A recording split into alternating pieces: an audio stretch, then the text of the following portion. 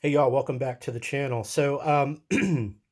I've got this comic book here, Godzilla King of the Monsters. Issue number 3 went for 30 cents back in the day. This was published in 1977. I found it in a comic book shop, my local one. Picked it up for $8.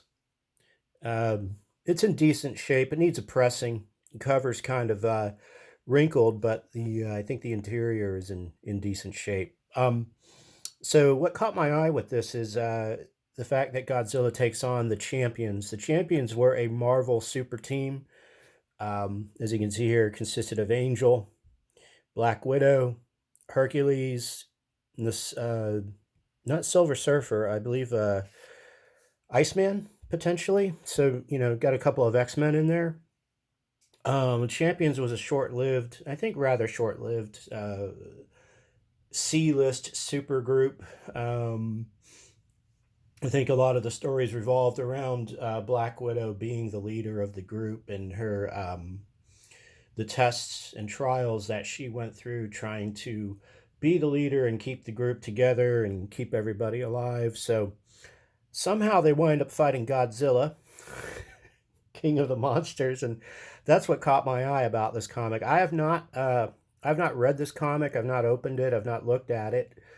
I remember when these were being published. I might have a couple of the later issues, like maybe in the 40 cent era. Um, so yeah, I just thought it was ridiculous. A superhero team taking on a giant kaiju, the king of all kaiju, Godzilla. So let's crack it open and see what we find.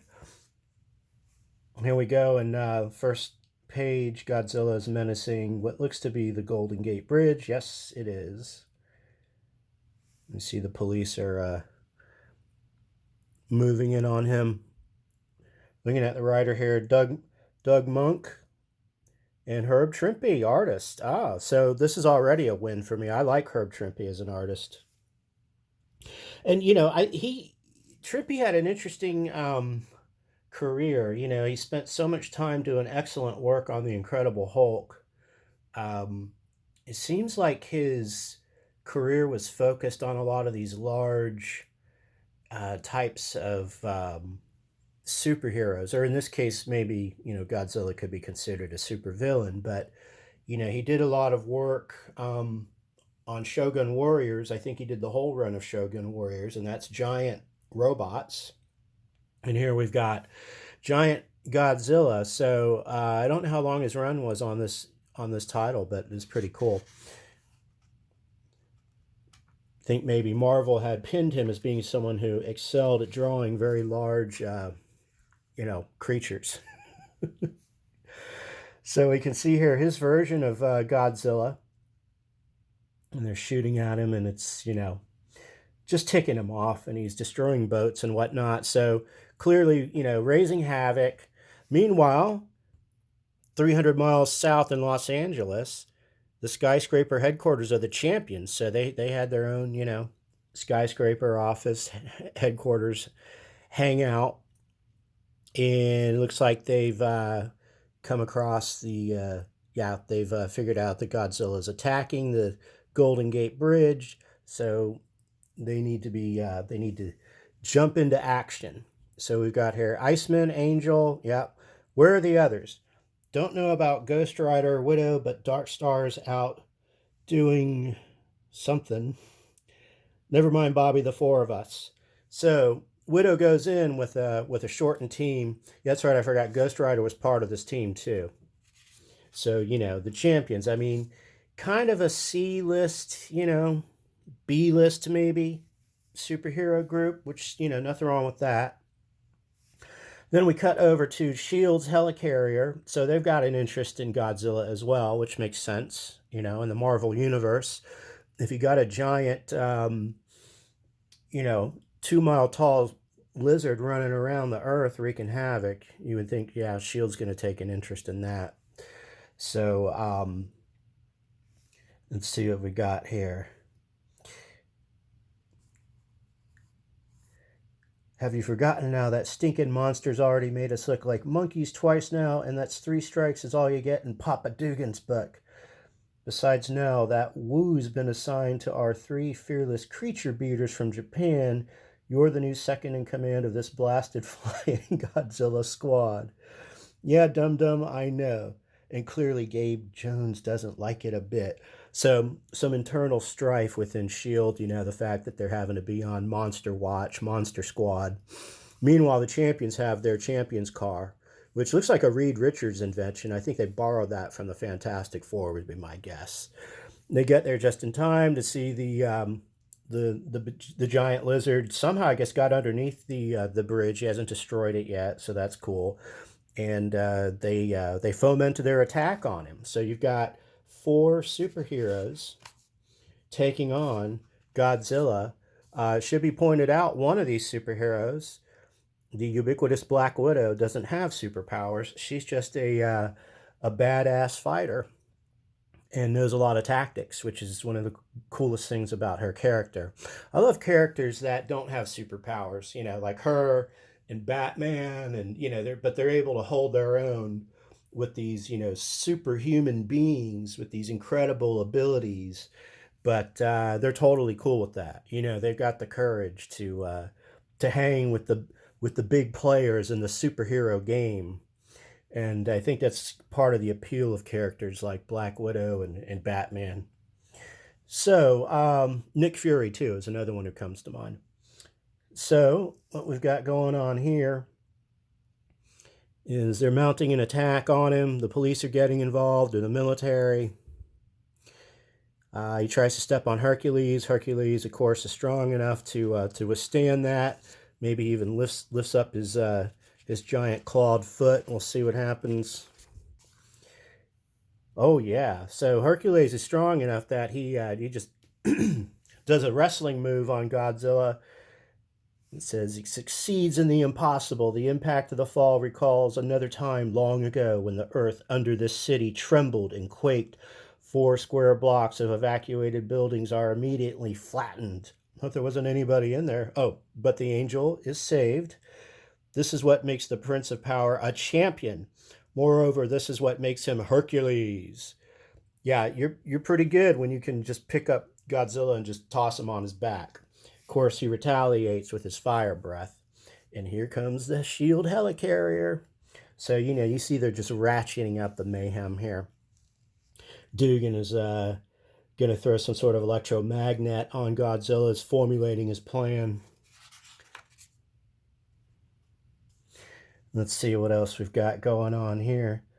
Across the harbor, a plane touches down. It is Tony Stark. So this is kind of cool. So, Godzilla is such a threat, man. He's bringing in a lot of interest from the Marvel Universe. So now we got Stark involved.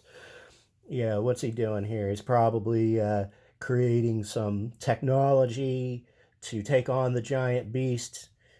So far, no appearance of Iron Man. So he's doing the Tony Stark thing. He's offering, logistical and mechanical and military weapons support, no doubt. So then we've got, Stark's, partnership with S.H.I.E.L.D. goes way back, and you see this in the movies too, to the point where, there could be some ethical considerations between Stark Industries and S.H.I.E.L.D. Stark Industries is supposed to be not in the military game anymore, but, they're really cozy with S.H.I.E.L.D., which is probably a theme that might be explored in some of the upcoming movies, because in the Marvel Cinematic Universe, Stark Industries still exists. I guess it's pretty much being run by it's Pepper Potts and Happy Hogan, but I hear Gwyneth Paltrow's not coming back, so maybe it's just going to be Happy Hogan, and really it ought to be just Spider-Man, since he's kind of Stark's protege. And then I'm sure there's some new characters they're going to bring in. But anyway, it'll be interesting to see how they handle the future of Stark Industries without Tony Stark. Back to our story after that diversion. So let's see, we've got, they're bringing in the net. They're going to try to throw it over Godzilla. So we've got S.H.I.E.L.D. now kind of working along with the champions. Though I don't think the champions are too thrilled about it. Star-Lord is back. This is what Star-Lord used to look like before the makeover, from the films.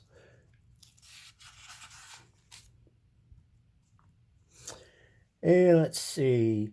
Some more mayhem ensues. Oh yeah. So finally, Godzilla's done with the Golden Gate Bridge, and he just snaps it like a toy. Uh, they're continuing to attack. We've got Dugan on his jetpack flying around, still with his hat. That hat must be velcroed onto his head. Iceman hits him with a bunch of ice. That's gotta hurt. Maybe not though. Godzilla, I'm sure, is used to he's used to being frozen for centuries. All right, drop the net. So they drop the nets. Hercules gets kind of sucked under into the water. Throws a bridge at him. Man, that Hercules is strong. Oh, but it accidentally hits the shield helicarrier. This is teamwork, guys. Come on, teamwork. And it goes into the water. Man, that ain't cool. That's a mistake, bro. That's a bad mistake. Totally misses Godzilla, who ducks it, and it hits the helicarrier. Oh, that's bad. Anyway, this is cool though. I mean, look at the Trippy's art here is sort of I don't know, it's sort of Kirby-esque in this panel, you know, and in the Hulk especially. Um, you could tell they were telling him to kind of mimic the Kirby style, and there's nothing wrong with that because that style fits the Hulk fantastically, especially that era, I think, of the Hulk that he was drawing it. And in this era, again, this is 77, so this book, issue number 3, probably appeared earlier part of 77. It's not even a year old, late 70s. So Kirby was back at DC, or I'm sorry, Kirby was back at Marvel with the Eternals, with taking over Captain America, and with 2001: A Space Odyssey, with Machine Man. So his style is very much in demand, but a lot of this also is just kind of like Trimpe's style. Yeah, I think he had the capability. A lot of these artists have the capability to mimic one another and do a certain type of house style, which could be like John Buscema, could be considered sort of the Marvel house style. Anyway, what we got here in the aftermath is a S.H.I.E.L.D. helicarrier that's down. They're evacuating all the S.H.I.E.L.D. guys off of it. Godzilla is still rampaging. The champions have not been able to stop him. S.H.I.E.L.D. has not been able to stop him. Doesn't sit well with everybody. Let's see what he says. You see what your costume clowns have done? We just blew the bridge and the helicarrier, and Godzilla's walking away from it without a scratch. Easy, dum-dum. It wasn't just the champion's fault. The rap hangs on all of us. Let's just chalk it up as a lesson for the future, dum-dum, and get the helicarrier into the hangar. Yeah, we all acted like kids, and as a result of our juvenile competition, we lost sight of the real adversary. You're probably glad Godzilla got away again, Jones. You've gone soft on the blasted monster.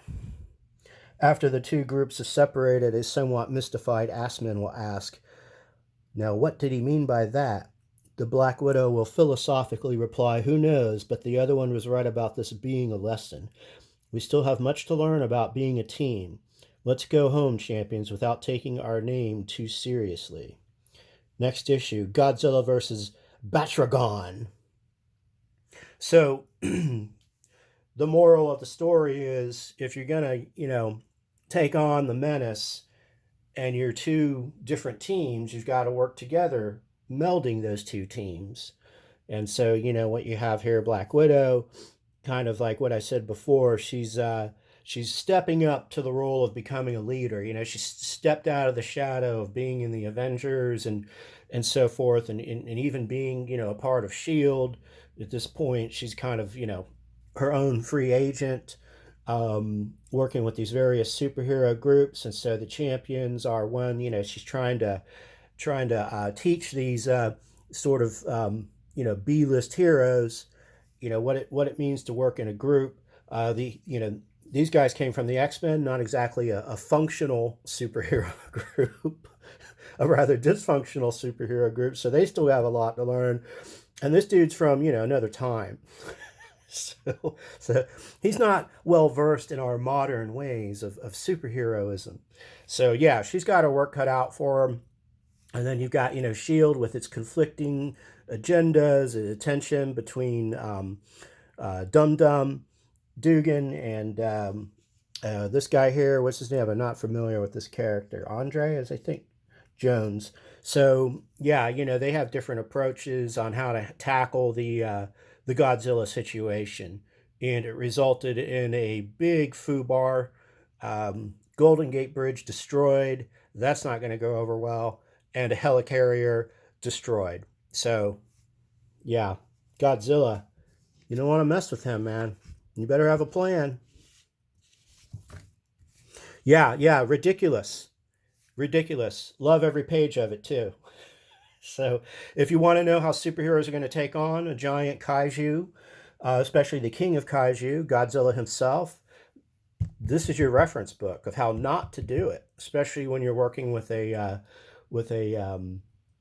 unsanctioned military espionage high tech organization such as S.H.I.E.L.D. Yeah, this should be your guidebook when that situation arises. These are things not to do. So, a lot of lessons learned here. A lot of lessons. Anyway, I thought that was interesting. Got some other stuff. What else do I got? That same day, I picked up this comic, just Superman's pal, the new Jimmy Olsen. So this is Jack Kirby. This is part of the Fourth World Saga, the New Gods saga. 15 bucks. Looks like it's in pretty decent shape. I haven't pulled it out yet. Not going to get into this one right now. Probably we'll get into this type of stuff with Absolute Fourth World, which is a large hardcover book that collects all of this series from Jack Kirby, legendary series. Coming up, I want to do a video on this, the complete Jack Kirby. This is a really awesome book. You see here, and this is exactly what I want to show. So I want to do an upcoming video on this. This is just a kind of a preview. So there was a point in time when Kirby drew Captain Marvel. He drew this issue of Captain Marvel, maybe a couple of issues of it. And so his style, he was instructed to change his style. Around the same time, he was doing Blue Bolt, which is another superhero, kind of a sci-fi superhero. And you can see the styles are much different. Now, the inking has a lot to do with that. The inking is very heavy on this comic, I believe. But the drawing style is definitely different, if you can imagine this in pencil, which is not hard to do the way these lines are. I can kind of imagine what this looks like with Kirby's pencils if we had the original art. But then you look at Captain Marvel, and his lines are a lot cleaner. Look at that. It's almost a completely different. You almost wouldn't even think it was the same artist, and that's what I was talking about with Herb Trimpe. These guys had the ability to change up their styles. They were that good. And now this is still early in Kirby's career too. This is was it 40 to 41. So this is a compendium of the work that he was doing for the various comic companies that he was working for. This is pre-Marvel, So yeah, Fawcett Comics, who created Captain Marvel, came to him and said, "Yeah, we got a job for you. Why don't you do some Captain Marvel?" The story itself is actually pretty ridiculous too. And when I say that, I mean that in the best possible way, because a lot of comics is ridiculousness and absurdity, and that's what makes them so great. But buried in all that, there are deeper truths to be uncovered. So this is a great book. You can catch these out in the wild. You can get them on comic book shops. You can get them on Amazon. I think they go for about retail. They go for 25 bucks. You can get them used though for cheaper than that. I got this one used. I think I got it for like $13. And it's all of the comics that he was doing.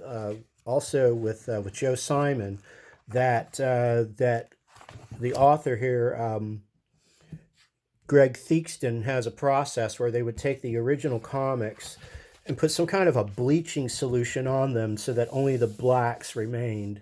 So basically destroying the comic, which, was probably not a good idea, but that's the process. Uh, so you're not seeing these in color, which it would be cool to see these in color. And I do have some volumes that have these in color. So I have them in color and I have them in black and white. The black and white is instructive because it really lets you hone in on the actual line work that Kirby employed, and really any comic in black and white, of course, emphasizes that. And then you got your artist editions, which are like the original artwork, the original pencils that the artist did, and there's a ton of that stuff with Kirby out there in the wild too, as well.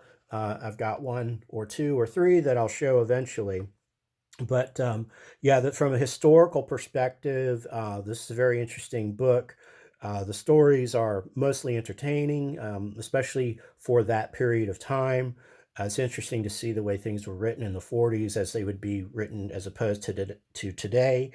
Um, Maybe not as different as people would think. So they give you a great overview of of how Kirby came across these jobs, what he worked on. Some of these comics, they had multiple, one or two different artists that would work on it just because of the way the workflows were set up, and the multiple jobs that these guys were juggling. So, they were already, I think, already kind of pre Marvel Method. Um, Marvel Method is like, some guy did the script, another did the pencils, another guy did the ink, another guy did the coloring, another guy did the lettering. It was kind of like that. They were, they had individuals. It wasn't as, I think, focused as the Marvel technique, but they did have a workflow, and a lot of that is described in this book. So it's very interesting. I'm interested in how artists and comic book artists approach their tasks and how they think and how they organize. So that's what makes these books so great. And there's probably, I don't know, like five, six, seven, eight of these volumes that are out there that go through the years. I think this is volume 2 or volume 1, maybe. No, I think it's volume 2. So anyway, it's these are great books if you're interested. Little bit in the background and what goes on under the hood with comics, especially in that period of time, especially and if you're a fan of Jack Kirby, these are good to pick up. So, thanks for watching. I hope you enjoyed Godzilla King of Monsters, issue number 3. Having seen this, if I see any more of these out in the wild, I'll probably pick them up. I think I've maybe got some in my vault, later issues, so if I find those eventually, we'll probably take a look at those too. Thanks for watching. Y'all take care. Stay geeks.